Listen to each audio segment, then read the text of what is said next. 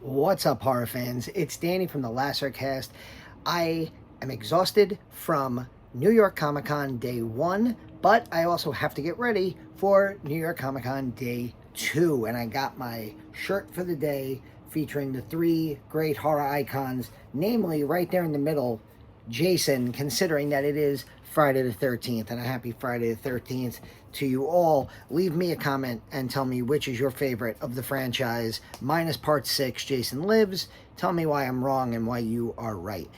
Yesterday at New York Comic Con, I got a chance to see a panel up in one of the new rooms of the Javits Center for The Strangers Trilogy. That's right. No, they're not just making a part 3 to the original film and Strangers Prey by Night. They're not just making a part 3, they are making a fully new Strangers trilogy.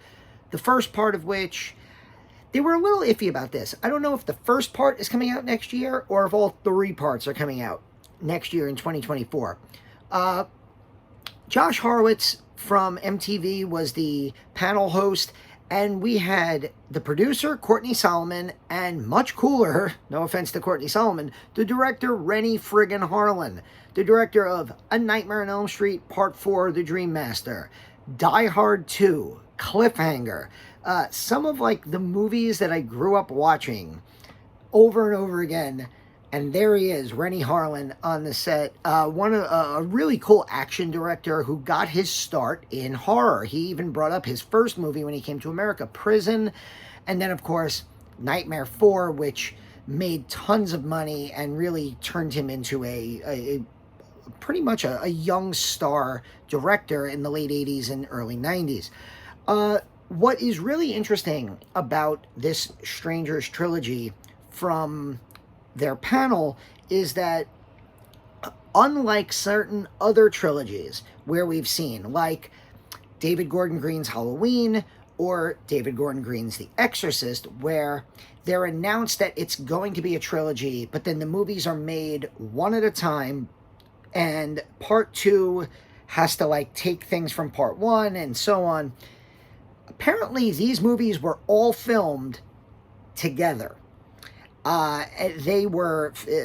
Courtney Solomon said that he handed Renny Harlin a script that was nearly 300 pages long, which, you know, a normal Hollywood script, if it's a page per minute of a film, it's between 85 and 100 pages.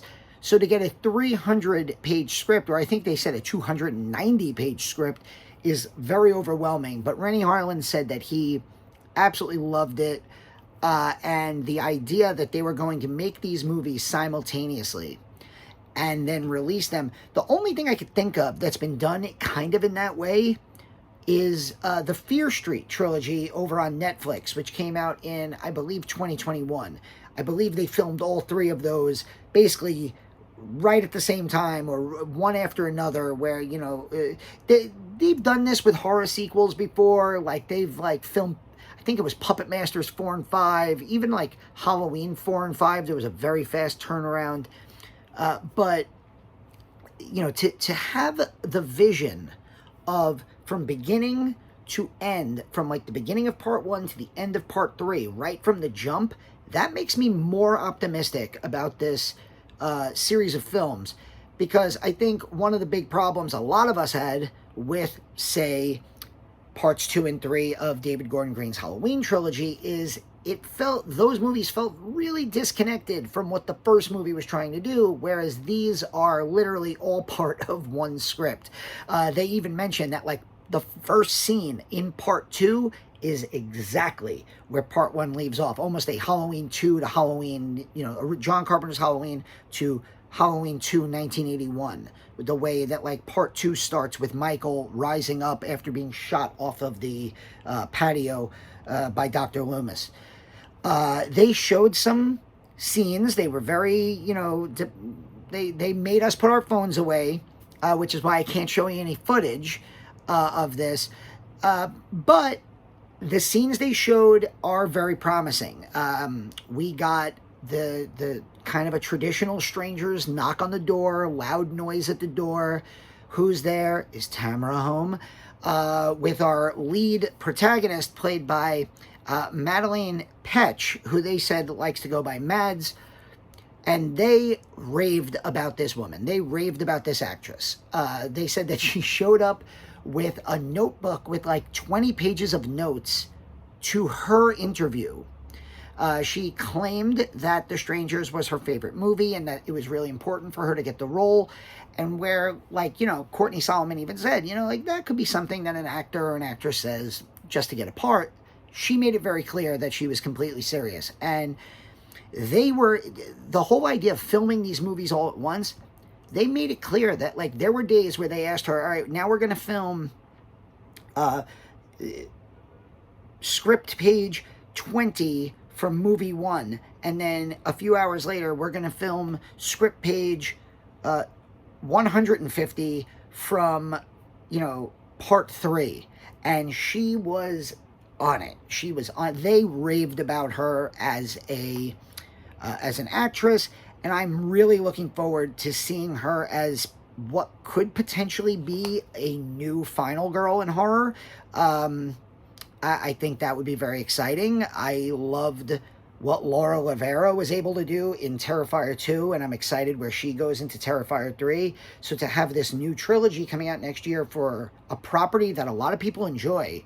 The Strangers, even though I'm not the biggest fan of the first movie, it holds a very special place in my heart. It was the movie that my wife and I went on our first, like, date to the movies to, when, you know, I was still courting her back in 2008. So that movie holds a special place in my heart. Pray at Night was pretty good for a sequel that came years later. So this is a property. Now, they basically said this is not a remake, but it's also not sequels to those movies. It is effectively like a reimagining of these characters. And so the masks they use, which were, you know, handmade for the actors, they had demonstrations of them. I'll share some pictures.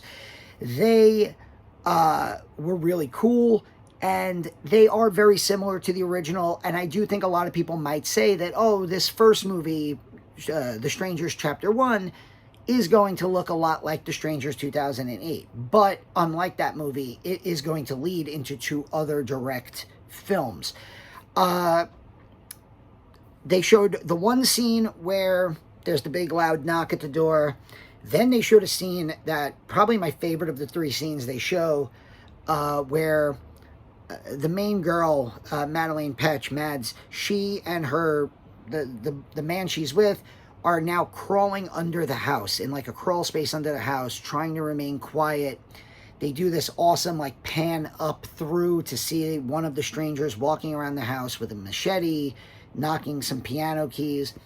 And then she has this scene where, very reminiscent of Ready or Not, she's crawling under the house and she puts her hand down right through a nail, and she has to, like, hold back the screaming from that. And then they showed a final scene of her hiding out in the woods, like basically covered in leaves, while one of the baby face or doll face strangers stalks around with a knife, you know, looking for her, and she's, like, you know, desperate to stay quiet. I looked on Amazon Prime. I looked on IMDb. I found that Richard Brake is in this, at least in Chapter 1, and Richard Brake is a horror veteran. I think he brings a lot to a movie like this, so I'm excited for that. And yeah, I really think that this could be a pretty awesome trilogy. You know, Renny Harlin seemed like he was just super excited for this. He talked about his horror roots and how his parents, his mother specifically, let him watch Psycho when he was only 6, and then he watched Rosemary's Baby when he was 8, and he's been all about this genre, and he's so happy to come back to it.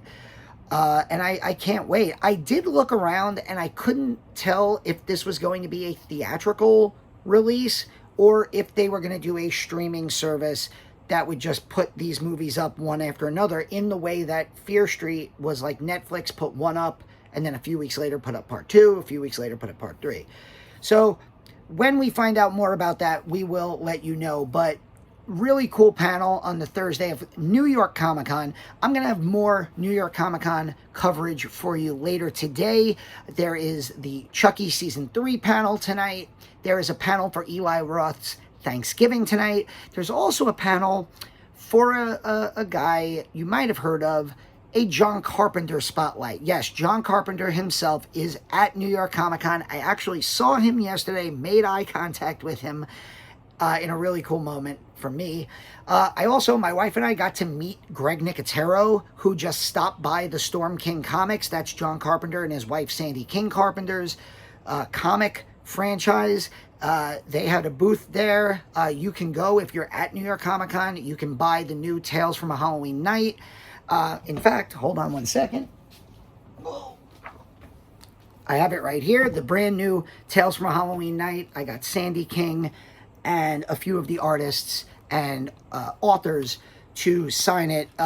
They have all sorts of cool stuff at the Storm King booth, and they're going to have guests signing there. Sandy King Carpenter, of course. I met Greg Nicotero there, and John Carpenter is going to be at Comic-Con. So tomorrow we will have more coverage for you on the Lacercast from New York Comic-Con. And stay tuned for The Strangers Chapter 1 and the new Strangers Trilogy coming very soon. This has been Danny from the Lacercast. Woohoo!